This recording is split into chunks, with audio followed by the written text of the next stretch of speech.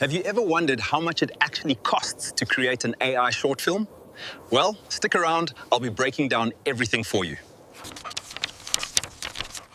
My latest short film RH-NULL was created in 2 weeks and it cost me $167 to create this AI short film. However, I'm going to be revealing the true cost of creating an AI short film because I am a creative partner and I want to be honest about that. That means I do get to use certain services completely for free, so my costs are going to be significantly cheaper. But that doesn't mean that I can't talk about the real cost of creating an AI short film because I know just how much goes into it, how much time gets invested, and the amount of generations it takes to actually bring everything together. So that's what I'll be discussing in this video. So let's get started. So my plan for this video is to showcase the different services that I use to create my own AI short films. It's also from the perspective of someone who is an independent filmmaker slash hobbyist. So just one person creating an entire film. I personally still believe that if you're working as a team, that humans should still be employed for their specialized skills. Some people are going to agree with this video, some are not. Some might call me a hypocrite. You can't please everyone, but I do enjoy using AI to tell stories, and people always ask me like, how much does it cost to create these AI short films? So I wanted to put this video together just to get that message across. So let's continue. So the first thing to discuss is scripting. Now, of course, every short film requires a script. Now, this can be completely for free because you, the human being, can write a 100% human-made script for your short films. You don't even need to collaborate with AI. But I personally like to collaborate with AI because AI can introduce different plot points, it can introduce new characters, and just give me ideas that I never thought of. If you are going to use AI with your scripting, I would highly recommend Claude. It does a really good job with just giving you different ideas, and you can use Claude for free. It actually has quite a large context window, which means that it'll basically notify you once you've reached your usage limit. I also just Google this. It says you can send it like 40 short messages per day, which is quite a lot of messages if you're just going back and forth refining a script. But it's free, so it's claude.ai. You'd click on plus as new chat, and I'll just show you over here. Like, this was the script for a short film I just released on my channel for a short film called RH-NULL. I wrote the entire script over here, and then I just I started collaborating with AI. I told it to split it into paragraphs so that it looks a little bit more organized, even to make it more concise. And because my film is about, medical science and blood types, I was asking it certain information about that. And I even asked it to give me more ideas. And this is the fun part about working with AI, because it can introduce new ideas and new narratives. And yes, so this is amazing. I like to collaborate with AI for scripting, and like I said, you can do this for free. So all opinions in this video are my own, and I'm going to be talking about the services that I use to create my short films. You can obviously use any platform that you want to. I used FreePic for my latest short film RH-NULL. I am a creative partner with FreePic, but I also 100% believe in this platform. The most important thing is you want a service that at least offers unlimited generations, and FreePic does that.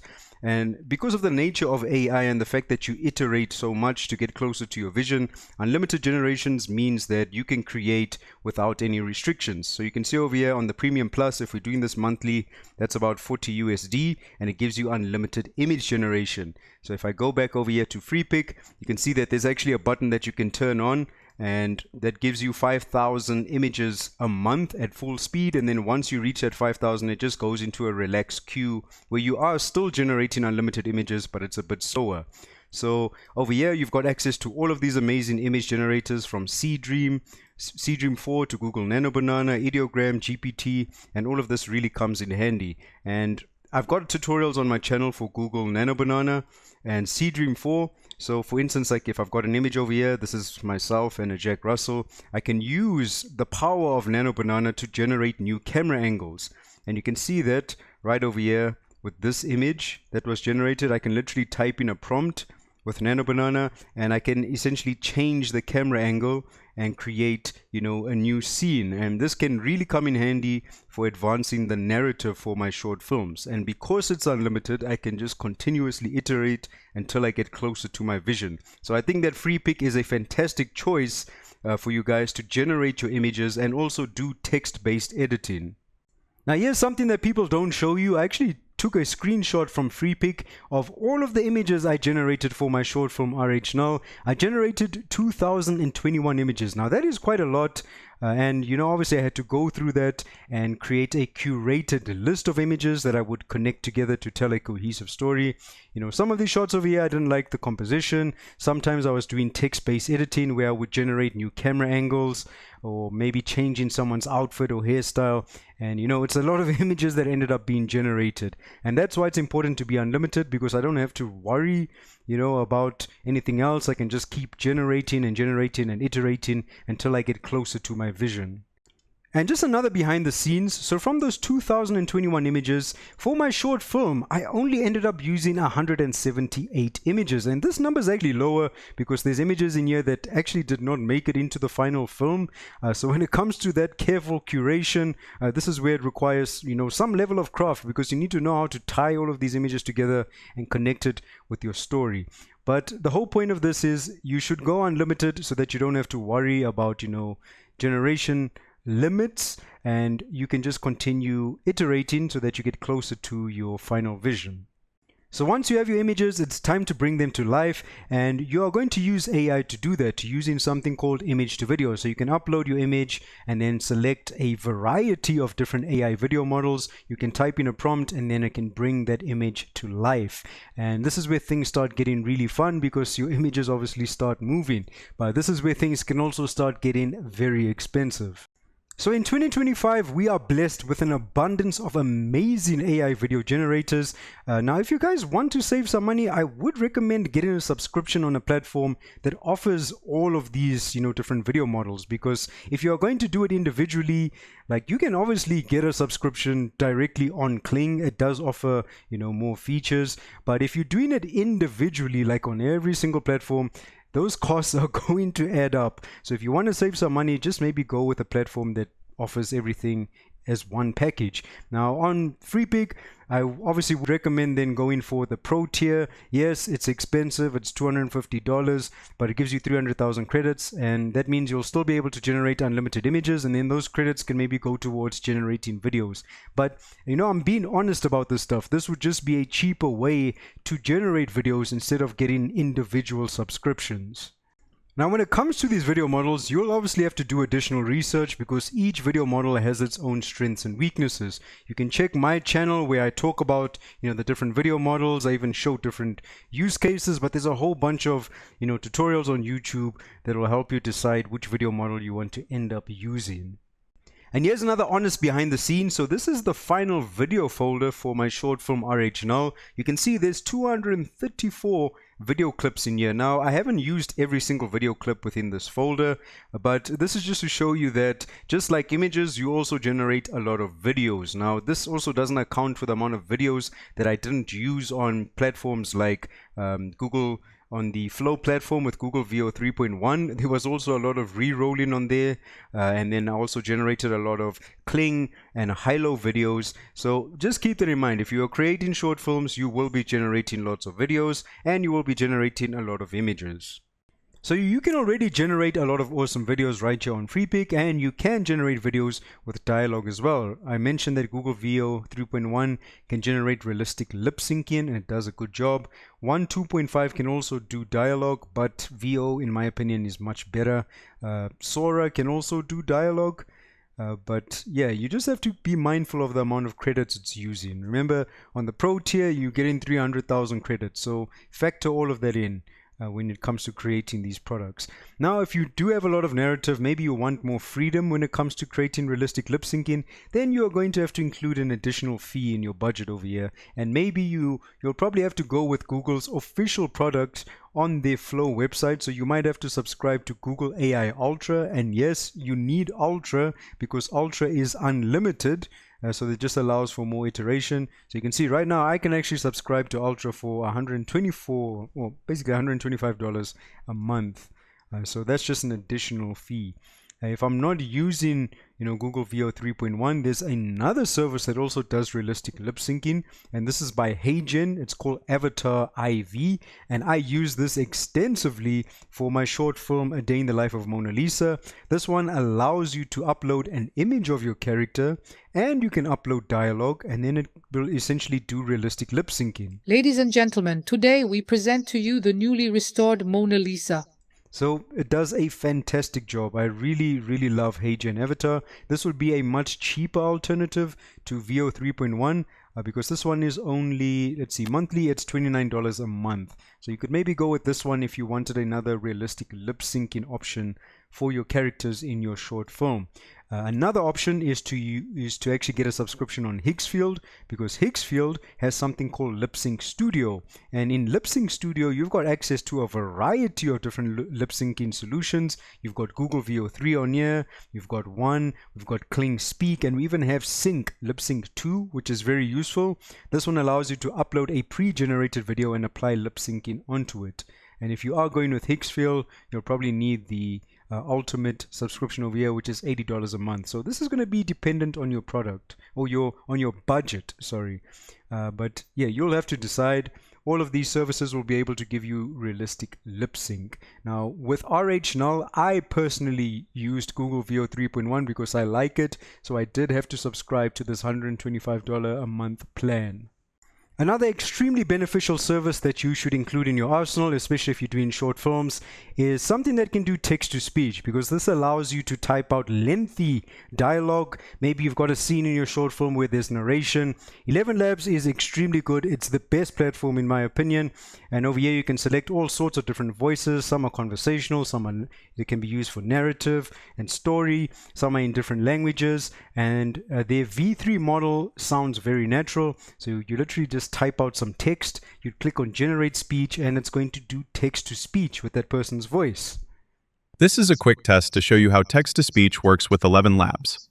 And a lot of the voices sound very natural. You just have to experiment with them and see what you like. So if you are going to use Elevenlabs over here when it comes to pricing with a subscription, you can actually get away with the creator plan. So that gives you 100,000 credits. That's more than enough if you are just doing text to speech. You can even use those credits to do text to sound effects. So of course your short film is also going to need some sound effects. You can literally generate AI sound effects on here as well, and you can even generate music, but I would primarily use Elevenlabs for text to speech. And there's even voice changes. So if you record your own voice, you can upload your voice recording and then essentially do a voice change to another voice. So you can do your own voice acting and then literally just change it. So extremely useful platform, and I would say it's fairly inexpensive at $22. So just like generating images and videos, you also have to re-roll text to speech many times until you get it to sound a certain way. Unless you are doing the voice acting, then of course you have a lot more control if you use a voice changer. But over here, this dialogue, I re-rolled it many times until I was happy with the end result. And it calculates the amount of credits you use depending on the amount of text that is typed out. And you can see over here, if you actually type text a certain way like this, you can add pauses into your dialogue. You can add, coughing or clearing a throat or anything like that. And it just makes the text also sound a lot more believable. So you could literally type something like clearing throat. And during the dialogue, when it reaches that point, your character would actually clear their throat. And it can make the text also sound a lot more believable. But this is using their latest V3 model, which I do recommend. It's called 11V3. Now, for me in total, I had one character that I just used for dialogue with Elevenlabs. So I had about 100,000 credits, and I used about 40,000 just for that single character. So for me, it was more than enough. If you have multiple characters, maybe you'll need a little bit more credits. But 100,000 you can still get a lot done with 100,000 credits. So of course, your short films need sound effects and they need music so that you can bring everything together. Now, if you still have a Elevenlabs subscription, you can generate sound effects on here. You can actually type a prompt describing what sound effect you want to generate, and that's actually quite useful. And you can use this as ambience in your short film. Maybe there's a background sound of rain, or you want whooshes or whatever other sounds you want. You can just generate them, or you can even generate music on here. But I'm going to recommend getting additional services on other platforms that focus on just generating music. So for instance, the platform Suno, in my opinion, is the best AI music generator at the moment. Just the quality of the vocals and the music sounds incredible. This was the end credits song that I generated, and just have a listen to this.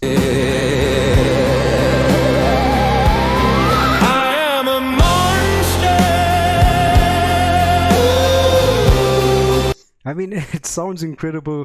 To be, sometimes this actually sounds indistinguishable to real music. So the quality of music on here is incredible. And like I said, you can even use this to generate some of your movie scores. So I use this for like a really dark atmosphere, just as some ambience in my short film.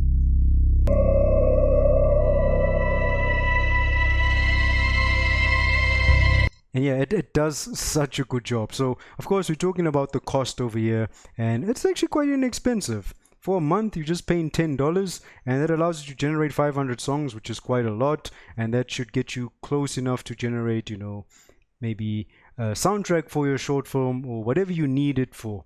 But I would highly recommend Suno. If you are going for sound effects, I'm going to recommend a platform called Artlist, because the music and sound effects that are created on here are created by human beings. So people have gone out into the real world and created recorded all sorts of sound effects, and there's just a massive library that you can access over here. So Artlist is extremely useful. I use it on every short film that I create, and I would highly recommend this. And as you can see under pricing, very inexpensive, right? You just need the music and sound effect plan, and that's only $10 a month.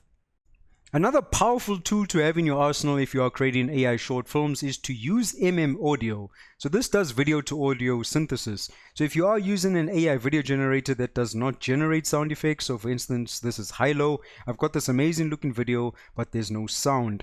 Audio is going to allow you to upload your video. So I simply just dragged and dropped it over here, and then you can type in a prompt describing what sound you want to be generated. So in this case I just want, you know, the sound of a violin, and then you set the duration. So this video is 6 seconds, and then it gives you an end result that actually has sound included.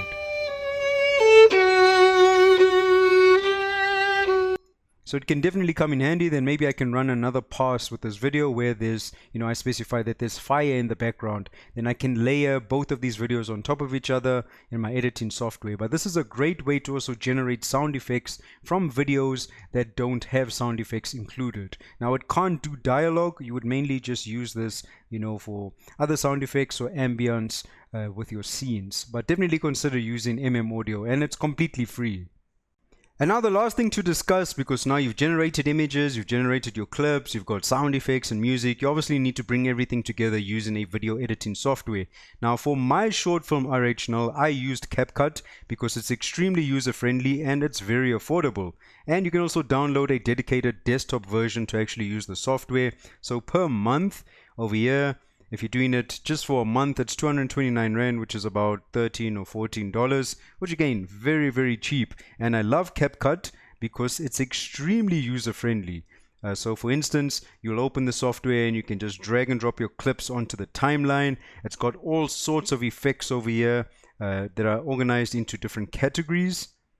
All right, so I like to use, like there's an effect over here that I like using under blur, which is called chrome blur. I like to use this whenever I'm building tension in my scenes. It just adds these awesome blur effects onto my clips. I can even select my clip, and there's even effects for audio. Like I like to use echo effects with my short films. You know, every time I look at this.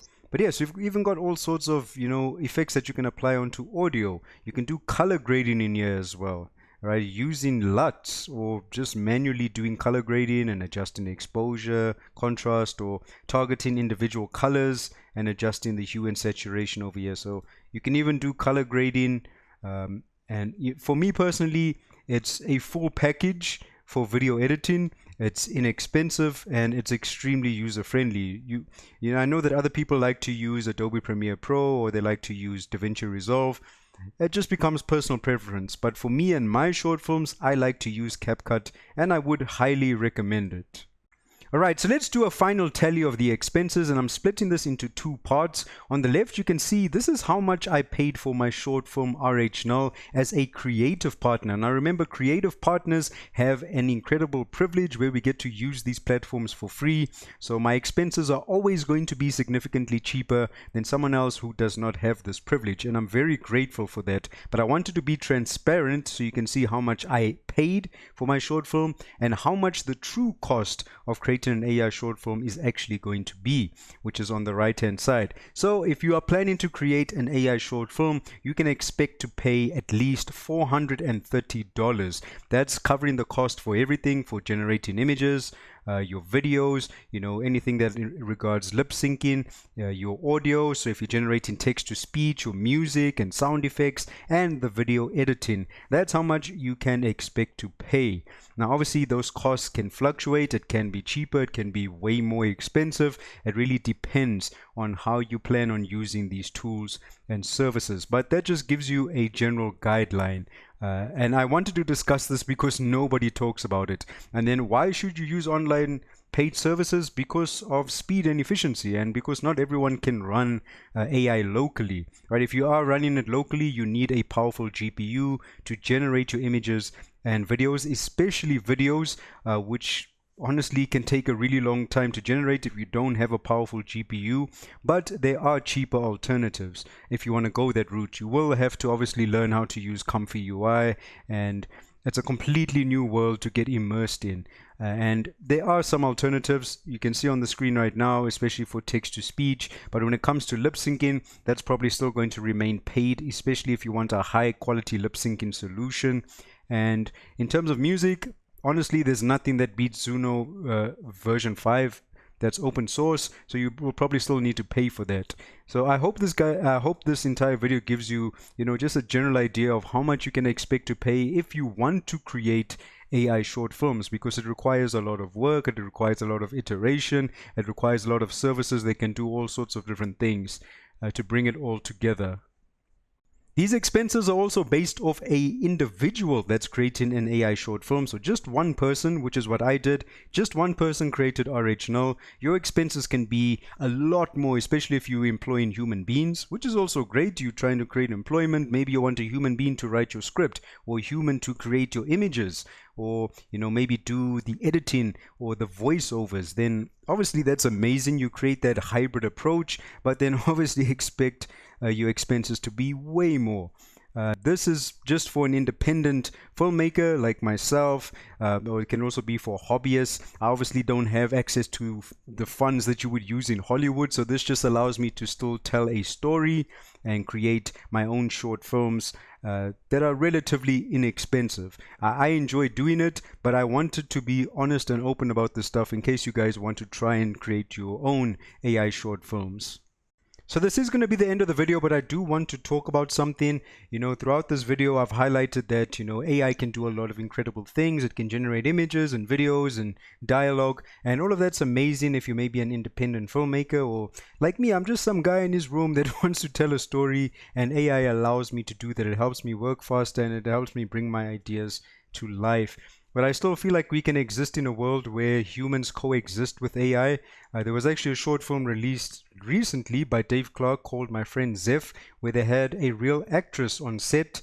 There was an entire team involved with this that also used AI. So it looks like hybrid approaches can still exist. And as always, if you guys want to, you can also use a website like Upwork. So if you don't want to use AI throughout your process, then you can actually go ahead and actually employ someone, give them employment, and maybe have them part of your process, but obviously disclose to them that you're using AI and see how they feel about the whole thing, if they want to be involved with that.